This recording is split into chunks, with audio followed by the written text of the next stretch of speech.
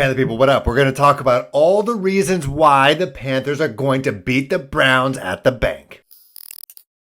What's going on? You're watching Panthers Post Phil Perkins. Before we get to the reasons why the Panthers are going to beat the Browns in week 1 in just a couple of hours, some news and notes. Panthers release the names out of their captains. Nothing too surprising out there. You got, of course, your Christian McCaffreys, Taylor Moton, DJ Moore, Dante Jackson, Jeremy Chin, Brian Burns, and you got Shaq Thompson, and then you got Baker Mayfield. That is a great vote of confidence for number 6 heading into this season. That the player's got his back, and you could definitely tell that from day 1 in training camp when Shaq Thompson was just roughing around with him. Of course, drove him to training camp, and so he's already got the support of one of their most veteran guys on their team. So it makes sense that he is the captain.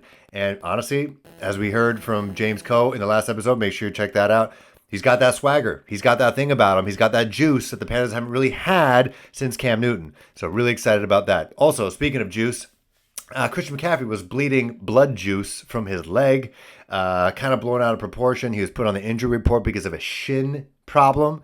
Later found out that someone's cleat cut his shin. Normal thing to happen, and he was bleeding. So as long as nothing is torn, there's no real ligaments there, no tendons, and the muscle isn't injured, and there's no broken bone, I'm pretty sure he's okay. He could be like Cam Newton and wear some shin guards, soccer style. So I'm pretty sure I remember him doing that because he was just such a bruising quarterback to run against. Christian McCaffrey put on some soccer shin guards. Why not? Like Charlotte FC, it's right there. Just borrow one from Fuchs and boom, put it right there. Might make his legs look actually somehow bigger. All right, now to the meat and potatoes, the Bojangles, the barbecue, the scissor, the whatever the hell you've gotten yourself into and making a food analogy to football. It's game 1. It's week 1 at Bank of America Stadium. It's apparently going to be a monsoon, but not really. It's going to be a rainy day. But I'm going to preface all this by saying, if you look back at my schedule release and schedule reaction vlog, make sure to check that one out. I did say the Panthers might lose this game. Caveat, the Browns just picked up Deshaun Watson. Didn't know what was going to happen. We thought maybe he was actually going to play this season, not be suspended for 11 games or whatever it is. We still only had Sam Darnold at quarterback, who was the de facto number 1.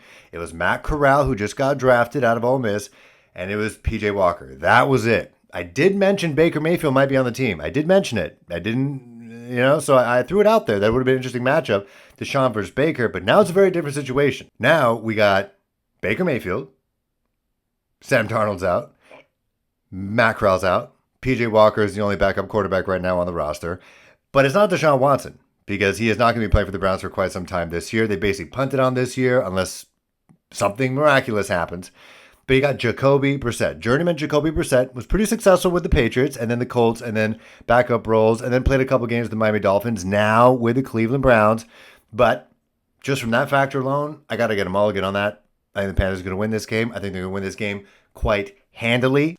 Number 1, I think our offensive attack has improved. And just look no further than number 22 right there. I don't care what happened to his shin. I think the fact that he's back, and it's going to be a run-heavy game on both sides of the ball, a little bit more of that on the Cleveland side, but the fact that you have Christian McCaffrey, and you got D'Onta Foreman, and a much improved offensive line. You got your Austin Corbett on the right side, next to Taylor Moton, and you got Brady Christensen, and you got Ikem Ekwonu on the left side, and right now, we got Pat Elflein in the middle. We got Bradley Bozeman in the back.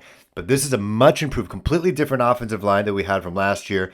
And the gaping holes that Ikem Ekwonu is going to make on the left side of the ball for Christian McCaffrey, who might need a little bit more space, but you got a guy like D'Onta Foreman who won't need that much space. And if you can just find ways to help and help out Ikem in a way against Myles Garrett, because that is the one guy on the defensive line you're scared about. Of course, you got Jadeveon Clowney, but I think he and Taylor Moton, both kind of the same vintage, if you will. I think Taylor's younger than him. I think he can handle him quite well. I think if the Panthers run game can get started with those two guys, and you got to keep that defense honest, and then Baker and Christian can work on their relationship and finding him out of the backfield. Same with D'Onta, who has shown in the preseason that he can catch as well, which is why Chuba is kind of really the de facto third running back right now. And on the depth chart, it says or Chuba Hubbard, so it's kind of interchangeable. Really, it's Christian McCaffrey, D'Onta Foreman, and I think because the run game is that much better, I think that is one of the reasons why the Panthers are going to win this game. Second, it's not just the Baker Mayfield revenge tour. Rashawn Higgins on this team as well. Those guys are boys. They know how each other play. They got the chemistry there already from their time in Ohio. So I think Baker, with newfound confidence, the fact that he is the starter, not only that, he is the captain, chosen by his teammates.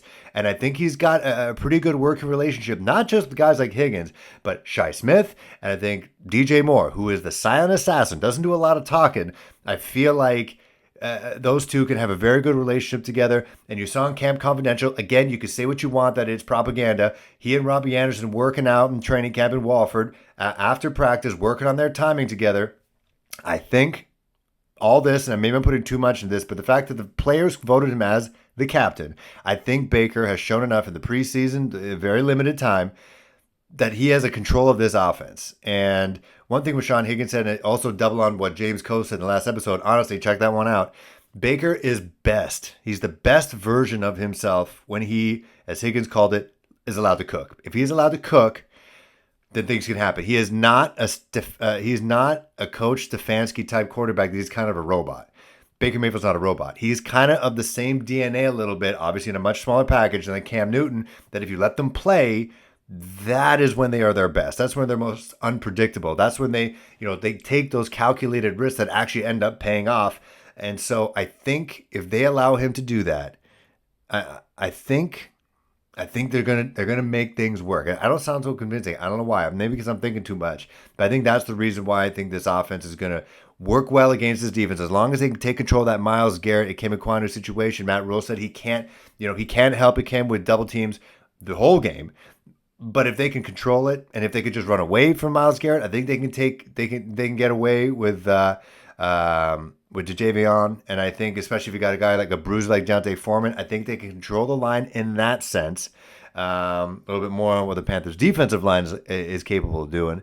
But I think the offense is in a good spot. I think we got a little bit of a weakness on the tight ends. But I think their linebackers, as in the Cleveland linebackers, can't hang with our running backs. Can't hang with a guy like Laviska Shenault or with DJ Moore in the slot if they move him around in those situations. And I think the offense is going to do its thing.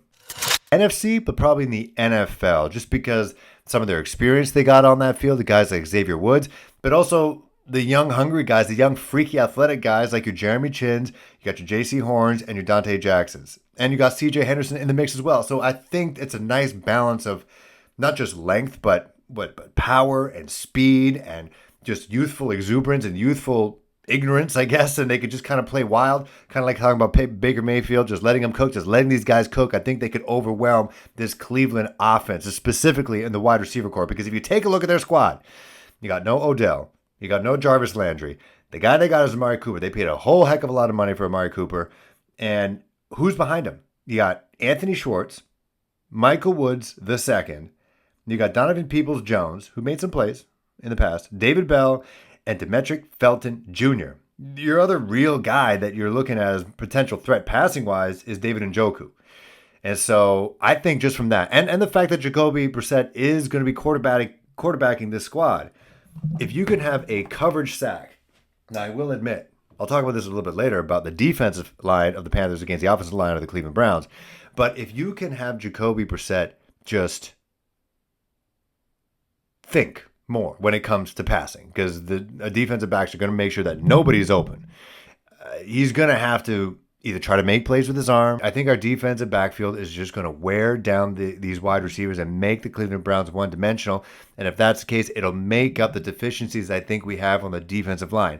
And so that is my one little bit of a red alert, a little bit of red flag with this squad against the Cleveland Browns offensive line. It was a good, maybe great offensive line with the Cleveland Browns, and they got two running backs, Nick Chubb and Kareem Hunt, that could do a lot of damage. And we saw what happened when the first-string defensive line with the Panthers, went off against Buffalo, and they had their second-string defensive line, and you had your second and third-string guys with the Buffalo Bills just running through that defensive line, and it was tough to watch.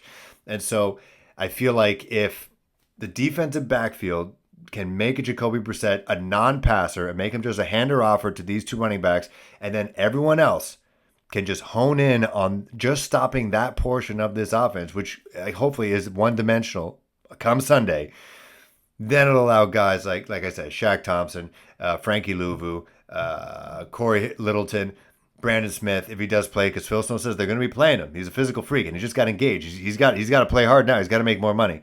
And so I think that will play in the Panthers' favor, despite the fact that our defensive line is a little bit weakened with the jettison of Hassan Reddick.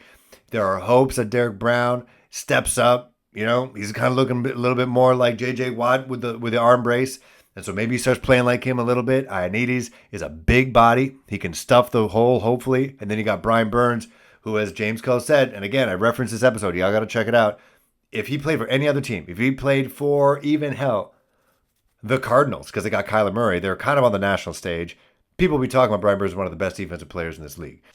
And the other reason why I think the Panthers are going to win is because, unlike Kevin Stefanski and the rest of this Brown squad, the Panthers got to win this year. The Browns have clearly said, with what they're paying Deshaun Watson and how they're paying Deshaun Watson, is that they're okay with him sitting out majority of this season. They're basically hoping for the best. Jacoby Brissett maybe could be lightning in a bottle. Who knows? But they're kind of punting on this season. They know. Like, Stefanski's not losing his job if they don't make the playoffs this year. Matt Rule, 100%, is losing his job if he somehow starts this season 0-3. All right? He started the season off 3-0 last year and still didn't do great. Injuries, sure. But if he starts 0-1 against a Jacoby Brissett-led Cleveland Browns and then goes to play Daniel Jones and the New York Giants and somehow is 0-2, we could see this guy getting fired in week 3. So I think he knows that. So I think the pressure is on him to perform, to play smart. And then you got guys, this whole team is redemption stories. You got your Baker Mayfield, you had Sam Darnold, who is now on IR. But then you got guys like Ben McAdoo, who's also a redemption story, to show the NFL that he's not a joke. That he's not a joke, that his time in the New York Giants was just, he's just in the wrong place, wrong position at the wrong time in his career, and that he could actually be a formidable offensive coordinator like he was with the Giants and the Green Bay Packers, and then he can show that he's a legitimate guy, not just some dude in weird suits and bad haircuts, okay?